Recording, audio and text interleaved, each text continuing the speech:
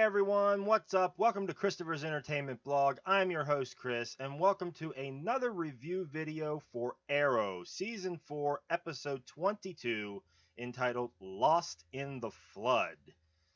So much stuff happening in this episode, guys. I have to say, overall, I thought this episode was fairly solid.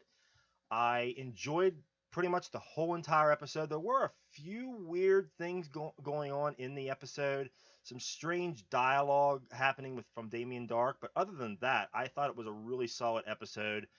I did have a few positives and a few negatives, but I'm going to get into my positives first. My first positive is going to be the actual action that happened in this episode. There was a ton of cool scenes, a ton of cool fight scenes, and a lot of action happening. And I think also to complement the action that was happening, we have a lot of cool stuff that was happening with the actual camera shots, the way it was directed. The director's name was Glenn Winter. I think he's the one that did a lot of cinematography and stuff in the first season. You could actually see a lot of that in this episode, where it kind of reminded me of the first season a little bit. You had a lot of action in this. You had a lot of tight shots. You had a lot of like camera movements that were like the handheld camera movements in and out of different places. So, I mean, it was really cool. There was actually a few scenes where Arrow was actually, they were running through that town and Arrow was actually flipping and jumping over stuff and shooting his arrows at the same time back at the enemy guys. I thought that was fantastic stuff. And also the Thea fight scene that Oliver had with Thea when she was turned there for a few minutes, that was really excellent. I really enjoyed that as well. So I mean, a lot of cool action in this. Another positive for me was the scenes with Felicity and Noah, her dad, and then you had Donna come in there, Mama Smoke. You had her come in there, and then you had Mr. Terrific Curtis. He actually came in there, and all those scenes where they were on the computer and they were acting like they were hacking everything. They weren't actually hacking anything. I mean, it was great acting though. Those scenes can actually be kind of dull and bland in certain occasions, but the way they acted and they played off of one another, and that whole acting scene was fantastic. I really enjoyed that whole hacking scene.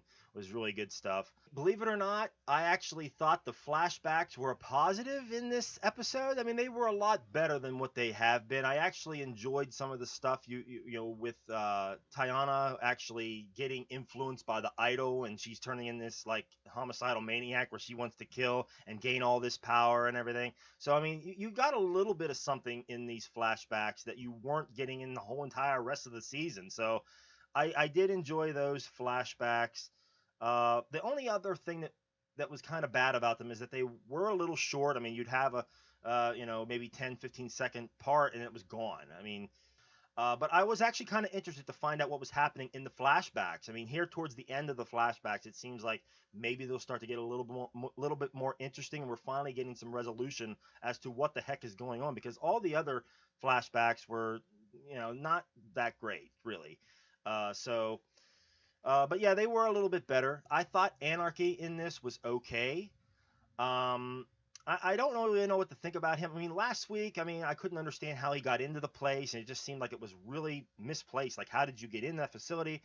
But they did kind of explain that a little bit in this episode with Oliver and Diggle making it in there, so it makes a little bit more sense now.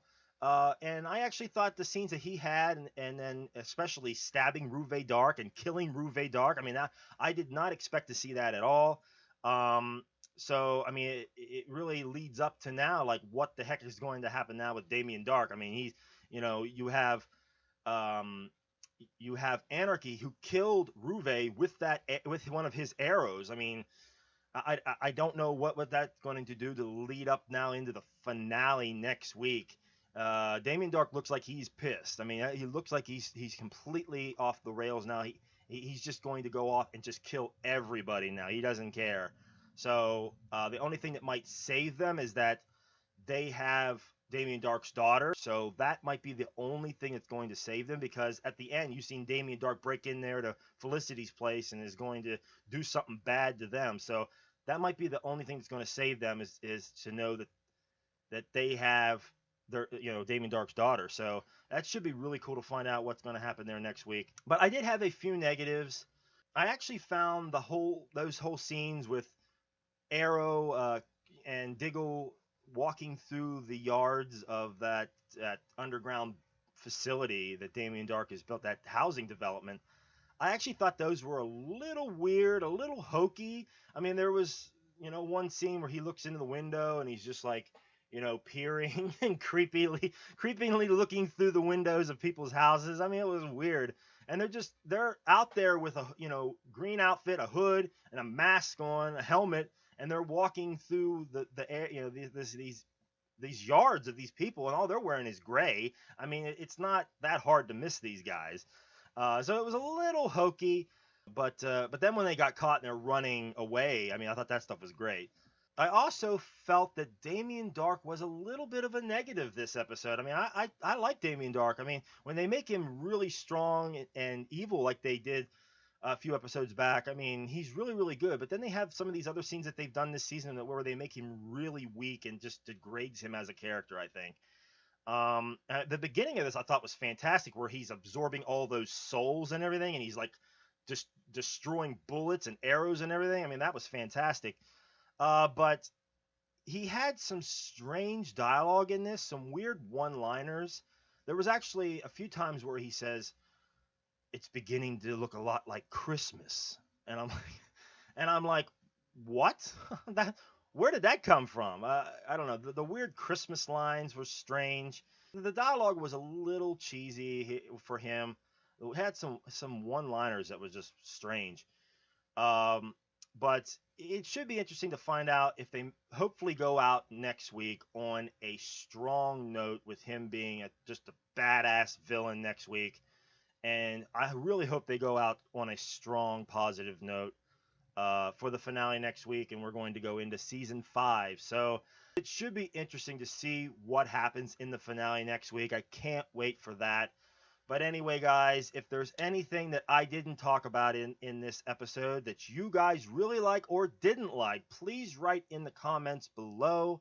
But that will do it for me for this week. I will see you guys next week. Until then, take it easy.